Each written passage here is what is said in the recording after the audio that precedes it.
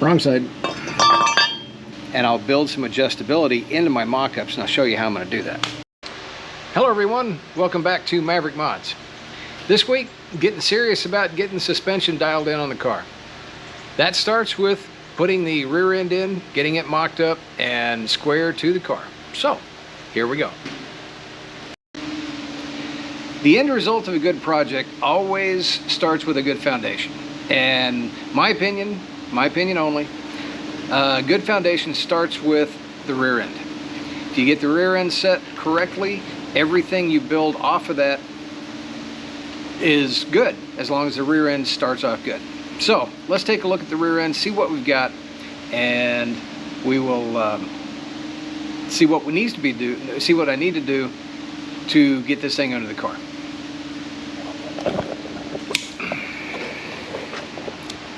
So this is the 10-volt rear that came out of the Z28. Two main reasons for using, actually three main reasons for using this.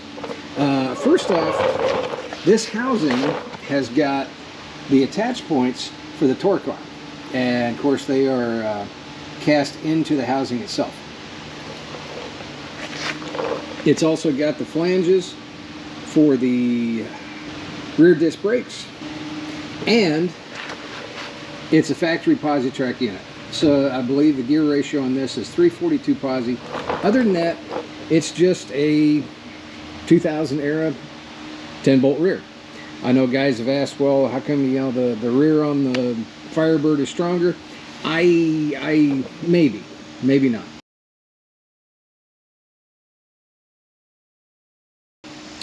First thing I need to do is strip this thing down, and let's take a look at it from there. So I'm going to take the brake lines off, I'm going to take the wiring harness off, and we'll come back.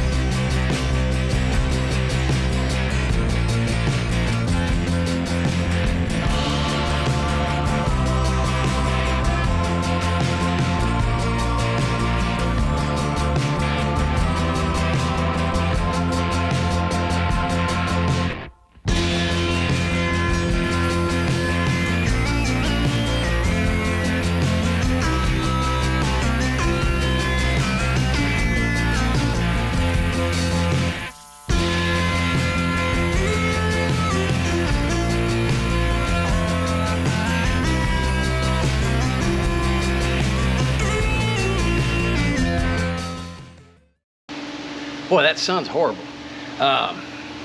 Okay, so with our rear end clean, well, cleaner, I slid it under the car. Next thing we got to do is actually find out where it's supposed to go. So I actually have it's a Fisher body assembly manual for the Firebird, and they give a location for the center line of the rear axle. And it's right here.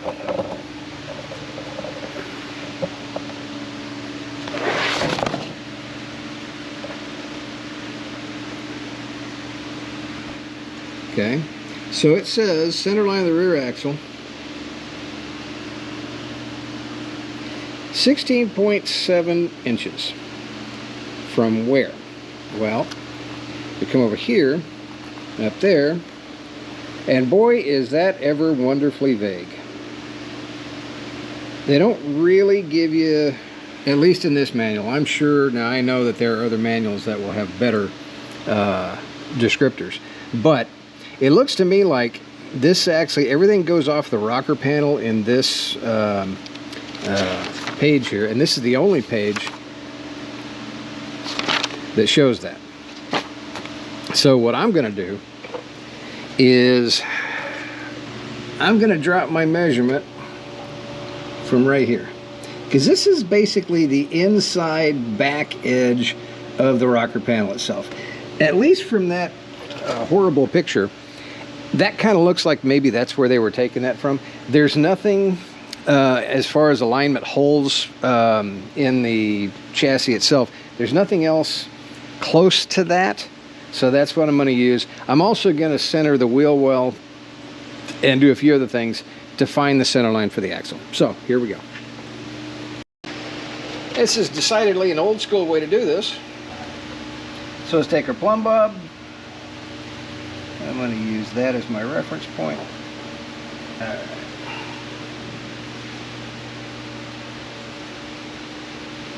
Okay.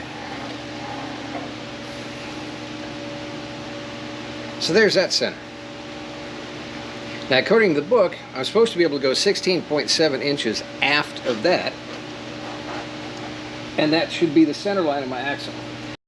All right, 16.7 is close enough to 16 3/4.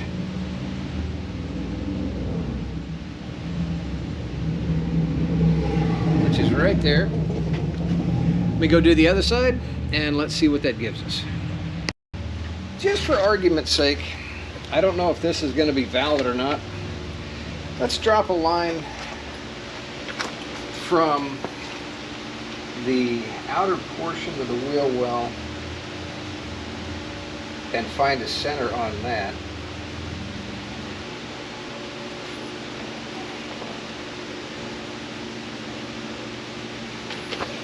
Let's just see what that lines up to be center line wise. Okay, so that is 31.5 inches, so half of that, 15 3/4. 15 3/4.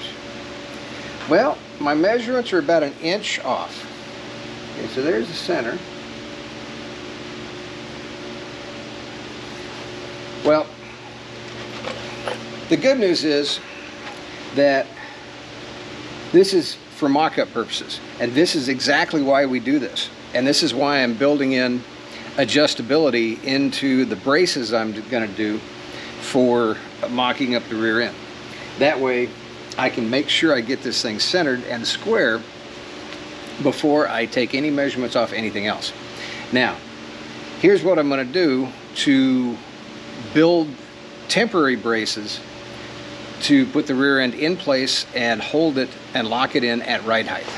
So this is just stuff you can buy at your local hardware store.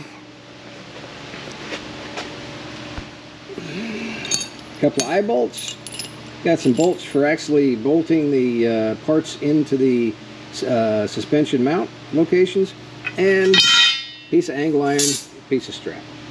All of this will make sense as I put it together.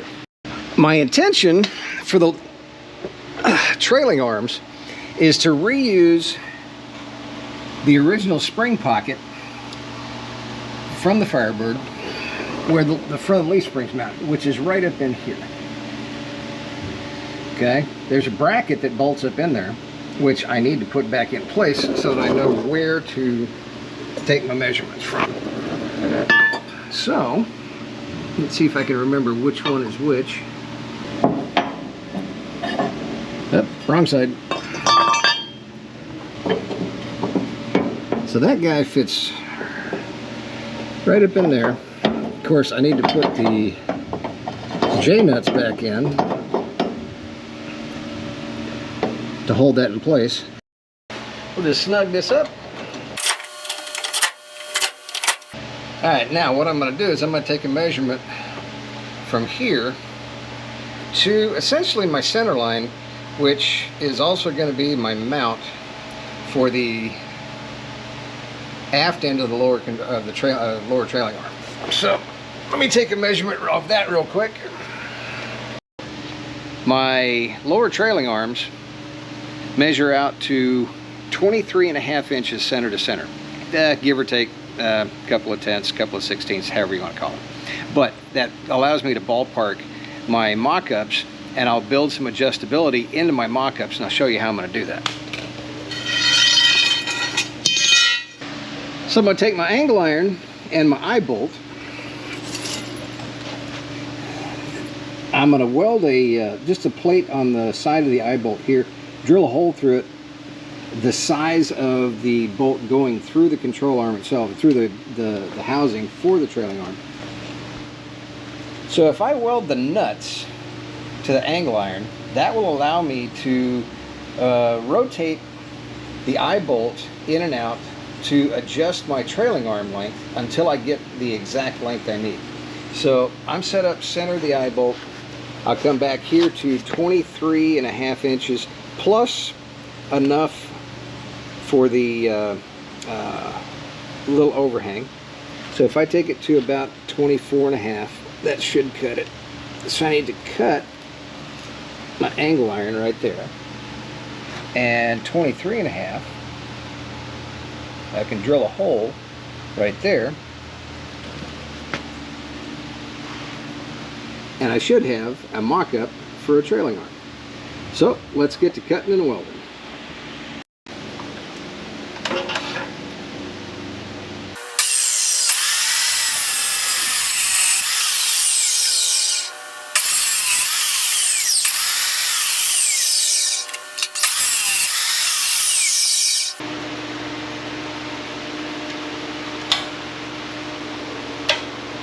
Okay, crank up the welder.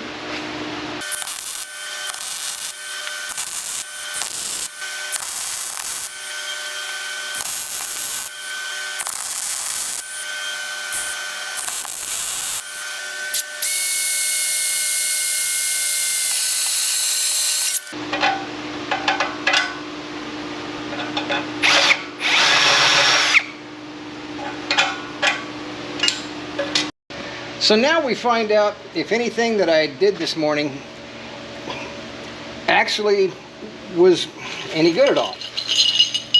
So the theory is, or the idea is, this is going to be my mock-up trailing arm, but I still have to run a bolt through the hole I drilled and secure it into the spring pocket.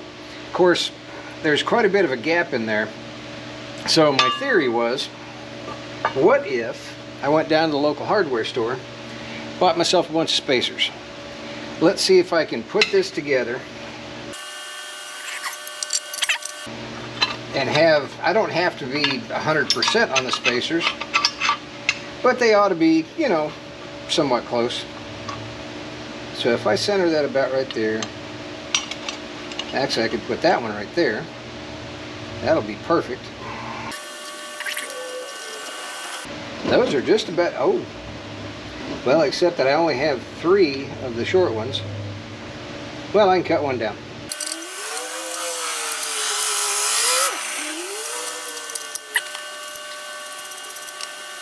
All right, so this will wind up going right up in the spring pocket. Let me stick that up in there. Try and do the same thing with some spacers. Where are my spacers?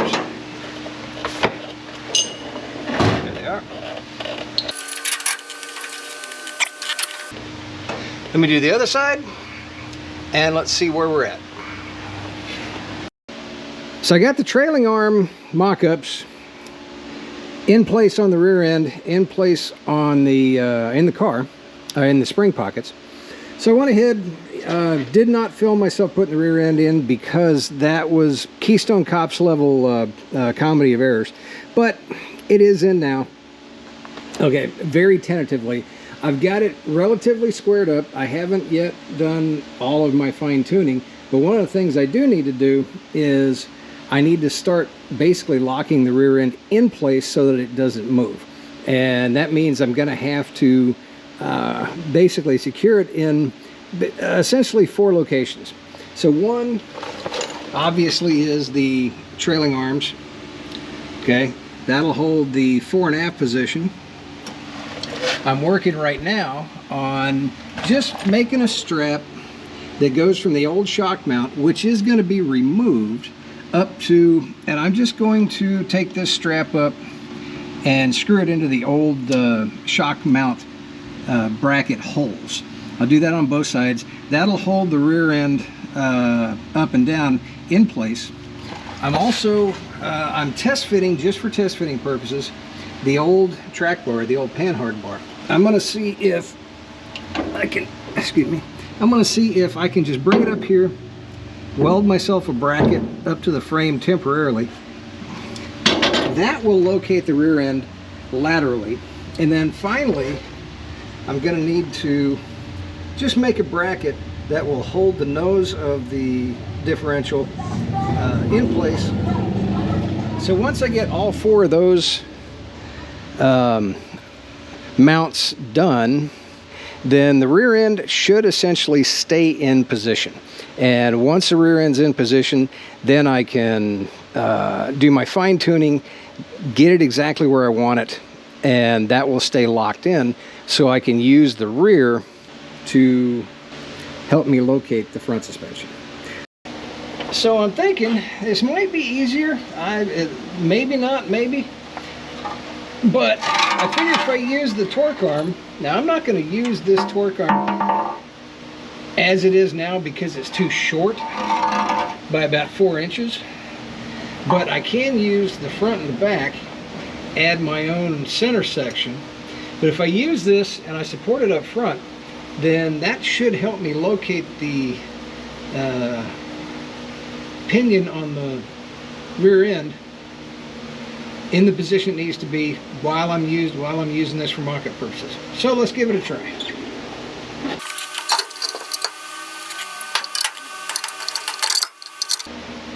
Just do it the easy way.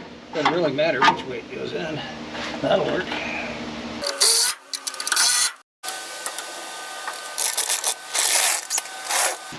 Okay, next I need to attach the track bar, but first I need to loosen the nut because I'm still going to have to adjust the track bar laterally. So let's do that. Alright, so here's what I did. For this side, and remember, none of this is permanent. This is all just for mock-up. I cut myself, well, it's still hot. I cut myself a piece of just angle iron. There's a convenient hole right here on the frame. Not sure what that was for. Maybe somebody cut that for exhaust hanger? Not real sure.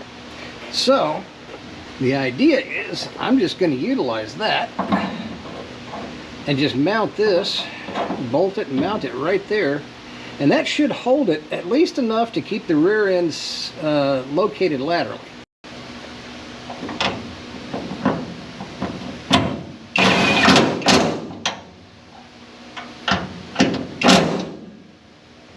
Alright, I'll tighten this up and we'll take a look at what we've got. Here we sit with the rear end bolted in the car, and I can't stress this enough, you guys are going to get tired of hearing me say this. This is for mock-up purposes only. So, what I've got here is I've got a temporary trailing arm going to the factory spring pocket, coming back to my mount on the rear end. For now, I've just got straps holding the rear end. It may or may not be at right height. That I still need to determine. So I've got adjustability through my eye bolt here, so I can set the rear end fore and aft and square it with the car. I've got the housing bolted to the torque arm, and it's just set in place for now. That will allow me to adjust the housing angle or the torque arm angle based on where the mount at the rear end is going to be. So that's down there. So that will determine my pinion angle, such as it is. And for lateral location, I've got the old panhard bar or track bar solidly mounted to the frame in a convenient bolt hole over here, but I've got the heim joint loose at this point. So to move laterally this way, all I have to do is pull this bolt out, drop it, spin it. I can go basically a half a turn at a time, and that will give me the ability to laterally locate the rear end. So next up, I need to get my measuring devices out, get my strings, get my yardsticks, get my rulers, get my bubble levels, and all of that good stuff out to locate this rear end exactly where it needs to be in the chassis. I need to get the rear end square to itself, to the car, without necessarily having the rear end in the exact location. I don't know if that makes any sense or not, but to start with, I'm going to take a measurement here just from the flange to the corner of the rocker, and I've got 12 5/8. This measurement means absolutely nothing other than, is the rear end square to the car? Alright, just to the flange, corner of the rocker, 12 5/8. Okay, so I got the rear end square. Next, I'm going to square the rear side to side, in other words laterally, by adjusting the panhard bar. So that's why I've got my strings taped just with a weight, kind of a plumb. So let's look here, just from the flange.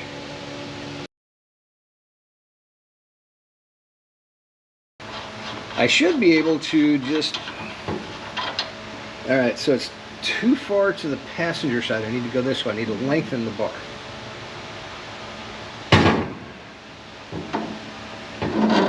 So I should be able to pull this out. Yeah, see, I wanted to reflex that way anyway.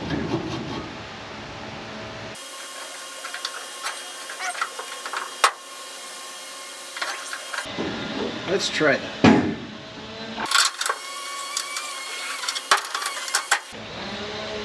Okay. Now I'll take my measurements again real quick.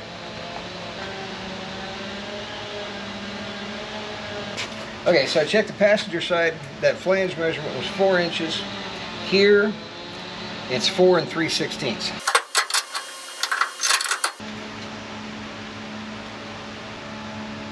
That really didn't do much for me. All right, let's go a full turn. Let's see what that does. Okay, that didn't do much for me. Let's try a full turn.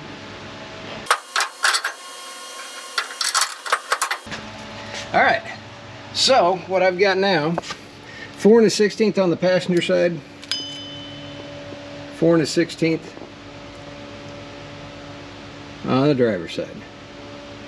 So the rear end is square. Okay, so the one thing I haven't really checked yet too much is ride height.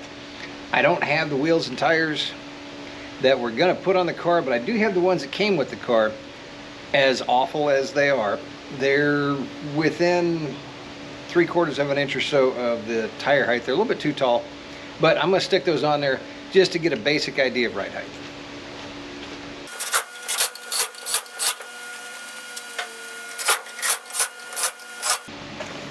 Okay, now, as you can tell, I could probably tighten that gap up quite a bit. Now remember, I'm not drooping at this point. I've got the rear end locked in. So at this point, it's a matter of determining where do I want the ride height to be. So as you can see, now this tire is a little bit tall compared to the ones we're going to put on there. And I'm looking at vertical clearance of about 3 1/4 or so to the lip of the wheel well. Just for giggles, 3 1/4. Okay. So probably close that up a little bit. So in order to raise the rear axle to lower the ride height, all I did temporarily was just drill new holes 2 inches lower on the bracket itself. You can see there was the original hole, there's the new one. That raised the rear end up. Interestingly enough, the factory manual says that kind of a generic measurement for the factory ride height can be checked by going, I believe it's 5 5.8 something, 5.86 inches from the rear axle to the frame rail, and I'm at 5.25. So I'm going to recheck that measurement. I'm probably already 3/4 of an inch or so below or lower than the factory ride height, which is a good thing. So now, as you're going to see, by moving the rear end up just 2 inches, I threw off my measurements, so the rear end is no longer square. I'm at 4.5 here.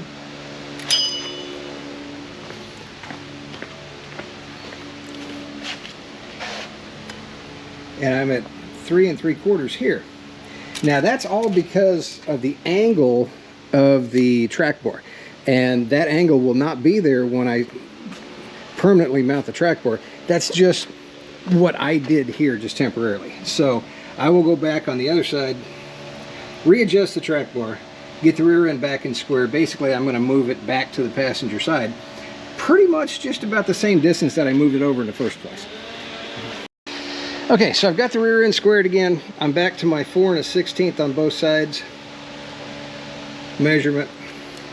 The one thing that will have changed slightly is I had the rear end before where the made-up trailing arms were essentially parallel. You notice now they're not. So what that's going to have done is that will have rotated the rear end as it goes up. It'll have rotated it slightly forward. Now, for my purposes, probably no big deal. I'm still really close to my marks on the ground. I don't know if you can see that or not. That's just an eyeball mark.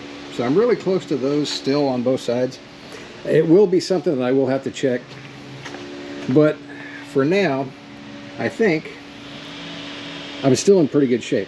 That does tell me, though, I'm probably going to have to lengthen these brackets and drop them down to get this at least parallel to the ground when the car's at ride height.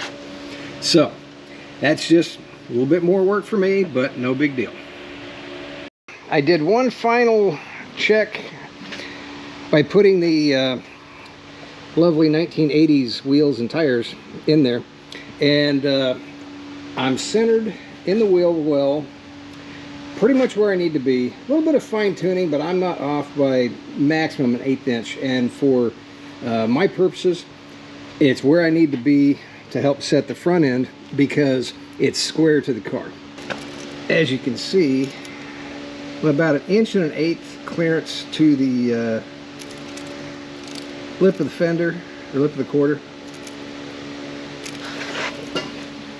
We'll check the other side. I'm at 1 1/8, so my measurements are the same. Here I'm at, shit, I gotta put my glasses on. To the bottom of the rocker, I'm at 1 7/8.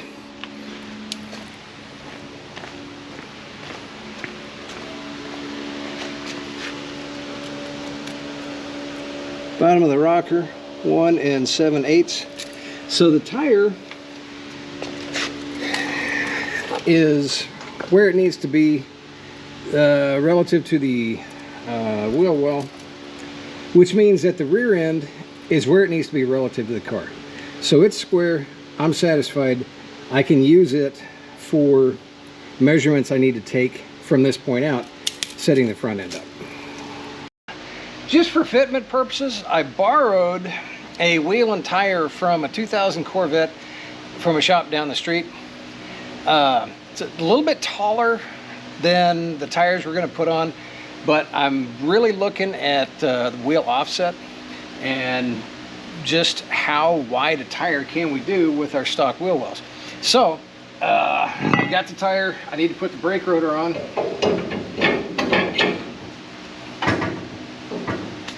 Let's see if it fits. We know, let me get a lug nut or two on it.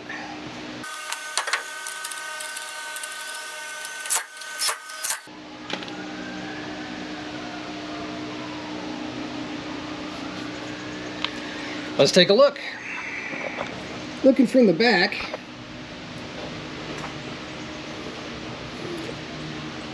up to the wheel well,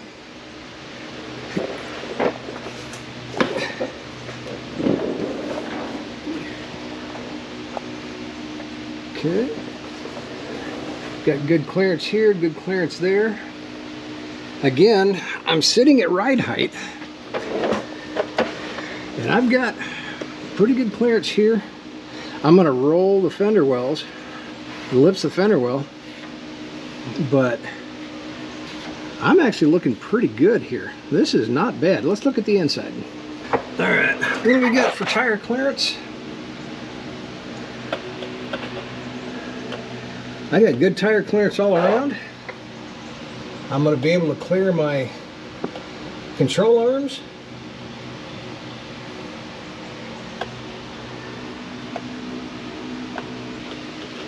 And if I really wanted to, if I wanted to kick that tire out just a little bit, maybe, maybe not. We'll see. Well, if nothing else, that tells me that when I measure this tire, I know I've got good clearance on that width of a tire and that offset. So if I want to go a little bit more even, I can. All right, well, I better go return this wheel and tire to its rightful owner. Well, there you have it, folks. Rear end's in the car. It's square, it's locked in. I can use it as the starting point to get my front suspension in. That might be a little bit more difficult, might take a little bit more time, might require a little bit more thought, and definitely more fabrication. So stay tuned for that. Certainly appreciate everybody watching. Please like, share, and subscribe. It does help me out. Everybody, have a great day.